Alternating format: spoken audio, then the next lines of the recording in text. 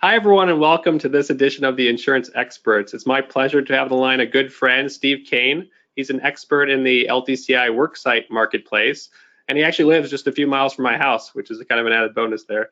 Yeah, why Steve, are we thanks for together? joining us. Yeah, we should probably do it in person, right? Yeah, right. So, Steve, tell me a little bit about your background. Sure. Had the good fortune to be in this industry for about 20 years.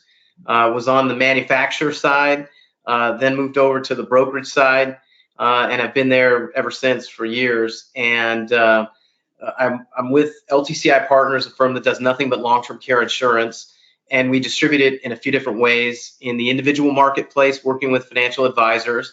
We also have a affinity or direct-to-consumer business, and then a group business where we're working with employers, whether it be voluntary or employee pay long-term care, or executive long-term care where the employer is funding. So nothing but long-term care over the last 20 years.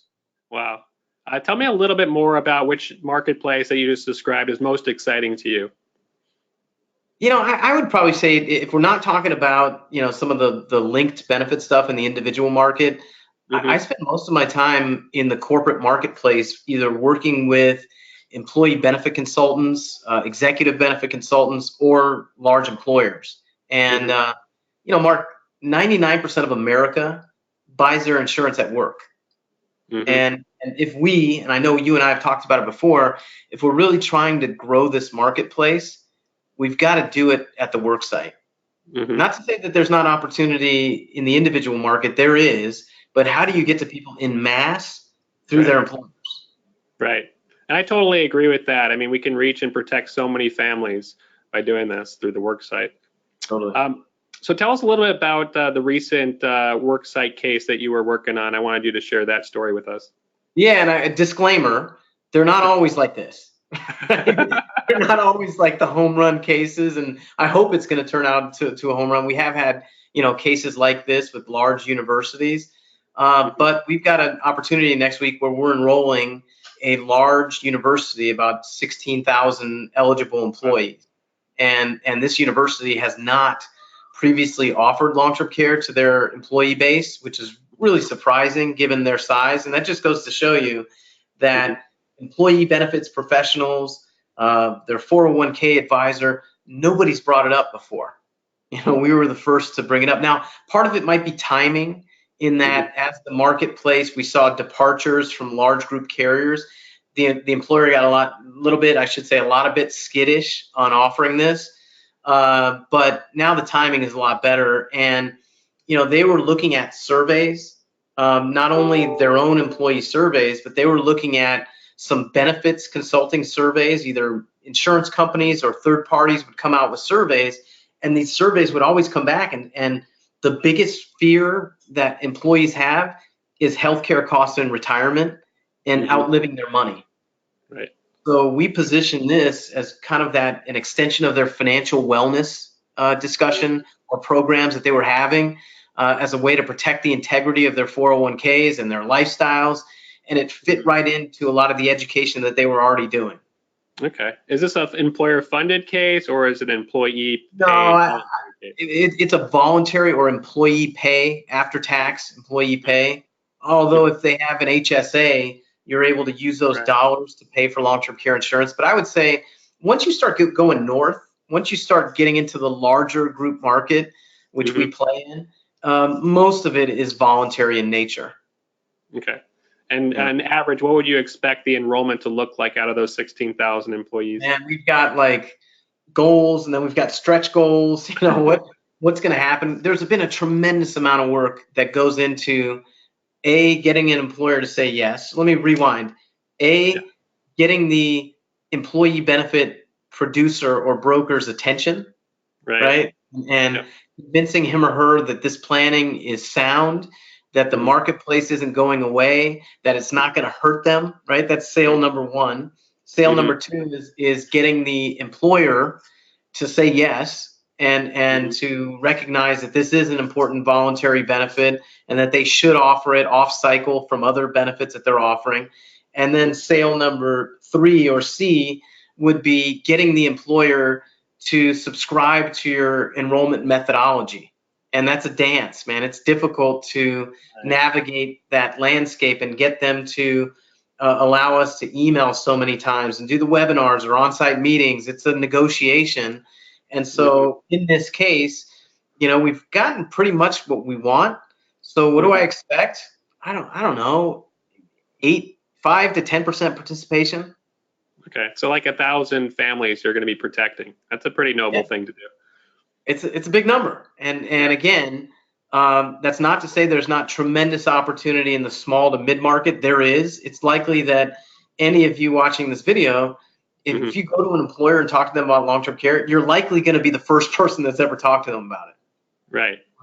And so, I like that we have the ability to influence people to make good decisions about long-term care planning. And in the end of the day, even if 15,000 people don't buy long-term care insurance, they've been educated about this. Right. It's on their radar screen a little bit more than it was before. Right. Now, I know you talked about that the employer marketplace is almost as important how smooth the enrollment itself is than the actual solutions. Can you talk a little bit more about that? Yeah, I mean, look, product is product. And certainly we're looking for competitive products with the right type of language in those products that are going to make sense. And but I'll tell you what, I heard this one months ago that process is the new product. Right? I could build products that kind of look similar and will work the same way, but I got to make sure that it's a very smooth implementation process so that it's painless, it looks, smells, feels like every other employee benefit that their employees are signing up for. And we, as long-term care specialists, know that's not the case. This stuff is a little clunky. So what we have to do is ensure that the process is smooth for the employer and obviously for the employees. Right. But just like any sale, it's about setting expectation, under-promising, and over-delivering. You got to manage their expectations about the process, particularly if there's a case that's not guarantee issue and there's some form of reduced underwriting, or frankly, if there's no underwriting concessions at all, you've got to be able to have frank, open, honest conversations with human resources or people in the C-suite saying, somebody might get declined. And I need to know right now, before we get into this thing, that you're going to be okay with this and not want to shut down the program. Right. So you've got to manage expectations. So if you had a guess, what would you say the biggest opportunity is in the worksite marketplace with what type of groups?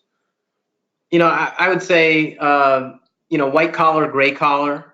It's got to be the right time in somebody's life.